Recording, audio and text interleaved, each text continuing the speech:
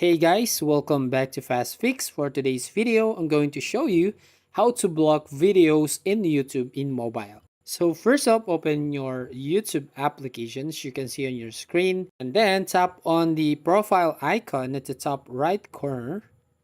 And then from here, you will find a settings. So tap this settings right here and then under the settings, you'll find general at the top. So tap this one. And then at the bottom, if you scroll down, you'll find restricted mode. And as you can see right here, it says, this helps hide potentially mature videos. No filter is 100% accurate.